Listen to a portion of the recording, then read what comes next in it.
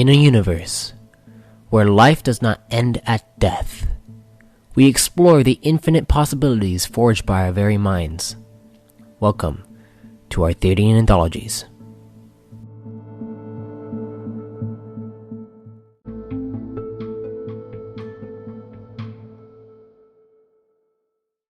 Greetings, fellow travelers and storytellers. Welcome to the Arthurian Anthologies podcast, where I, Matthew Arthur, explain to you the ever-expanding universe I've developed and the deeper meaning behind it all. For this entry, there are 5 worlds I will be exploring. They are known as the 5 Pillars of the Core. Each one is featured inside the Reborn in Power Chosen Codex, so I won't spoil too much in this episode. However, it is important to know how these worlds receive the title of Pillar, as this means they are known as the most prominent secure worlds for people to live. Now let's dive in. World building is a major aspect of any storytelling journey. If you are to explain something that happened to you, there is much context that must be given in order for you to tell a great story. This is why I have this podcast, to give you context on this ever-expanding universe. But this entry is for the pillars. The first pillar that the core chose is known as the Harborer. Now, in the legends behind this world, it is said that there have been several disasters taking place amongst the societies that have lived there. However, those legends actually speak of the original harbor that was home to the ancient Votanists and described in mythos as where the guardians of Votanic reside. The core harbor is located in a separate divide, where the descendants of the Votanists now reside, known as Taunus Prime. When the harbor was first chosen, it was primarily home to the Taunus and Nugonians. It wasn't until around 40 cycles past convergence that the Runeforgers established core command in order to safely secure the world. A century went by as the harbor became a world protected by many, causing refugees from warring worlds and natural catastrophes to flock towards this planet. It was given the title Pillar as a testament to it being the safe haven for all denizens of the realms. The second pillar chosen was the Nest, home to the Cantol. Not much of a safe haven though, as beasts of all kinds, including dinosaurs, roam the forests and plains of this world. The reason this planet was chosen, however, is due to the culture that resides on it. If you listen to Entry 5, where I spoke to Jaren Marsilio, we discussed in some detail about this world as its culture revolves around a strict belief of freedom above all else. The Nest was chosen approximately 45 cycles after the harbor. Due to the champion of Venus, Xylo, the Cantol societies grew into sprawling, advanced civilizations, and a new wave of Cantol were born. The belief system of Freya Bzol began a ceremonial trial that granted its people the chance to be seen as travelers. The few that make it their life goals to venture through endless worlds and experience the unimaginable. With this, travelers found themselves coming across the harbor and convincing many to head towards the Nest, to live in an abundance of freedom, with no apparent security except for their own ability to protect themselves, or in the case of others wanting to protect them, causing great warriors to challenge themselves in exploring the many habitats that live on the pillar. The third pillar chosen was Archaea, home to the Archaean Prime and the infamous Majin Lynx. Around 10 cycles after the Nest was chosen, 2 orders known as the 7 Celerities and 7 Sages met with the Senate as pilgrims on a journey for the realm, Magenium. Being from the temporal shift known as Course, the sages compiled a list of worlds that would be the best candidates to be named the Pillar of Magenium. The Celerities were the ones that were to convince the Senate to allow their worlds to be examined. Amongst the list were around 200 different worlds that the Senate leaders had to examine.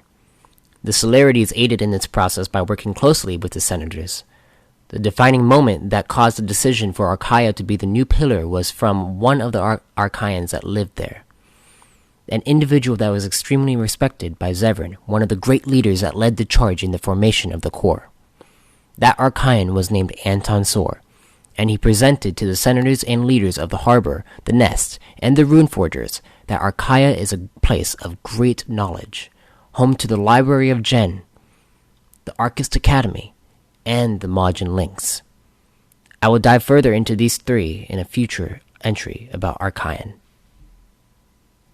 The fourth pillar chosen was Vicronix, the first sync zone and home to the Crown Prime. This celestial supercomputer held the capabilities to kickstart an economic boom and allow for many to live longer than they expected through the transfer of their own consciousness into a Sin frame. It wasn't until Archaea was chosen, however, that Vicronix became a candidate. As the cycle after the Magenium pillar was chosen, Synchronus sought to drown it out of the spotlight. This later caused clashes between the opposing pillars. Some say Vicronix was chosen to get back at those senators that had voted in Archaea to begin with.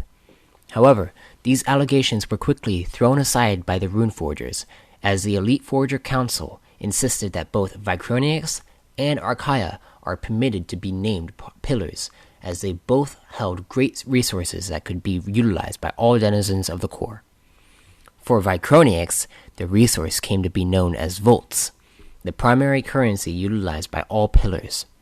This, however, only exacerbated the problem that will be further explored in next week's entry.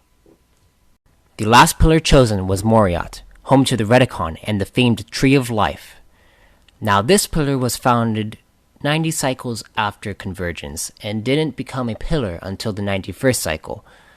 How it came to be chosen was by a rune forger named Azorius, who came across this world due to the inhabitants viewing their own planet as a goddess. What Azorius found was something a bit more extraordinary in his eyes. On this world is a tree in which all roots and life extend from it. The Redicon call it Moriat, and say it is their mother that plants the seeds for them to be born. With this finding, Azorius became curious and spent an entire cycle researching the tree, figuring out that it was made of pure source energy, the first a rune forger has ever seen.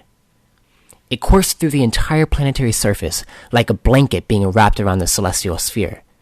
He also found that their planet was originally desolate, so something had to have kickstarted the growth of the tree.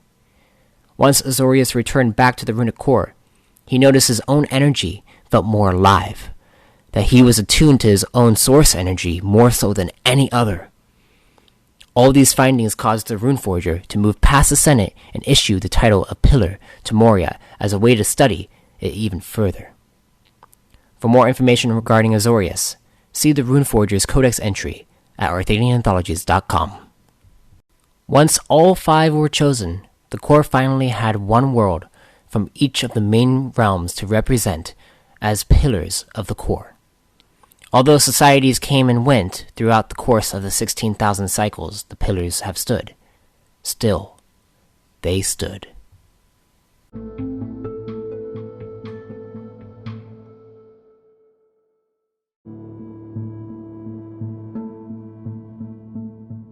I thank you for listening to this entry.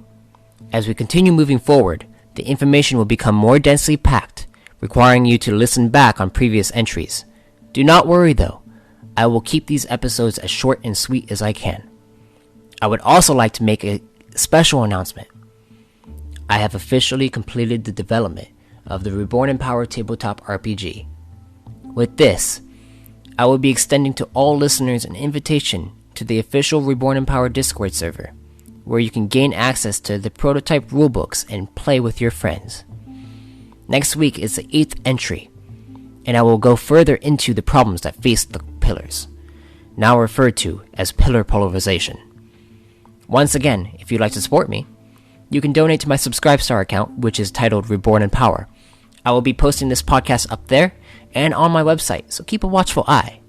Until then, be safe, stay safe, and if death comes to you, may you be reborn in power.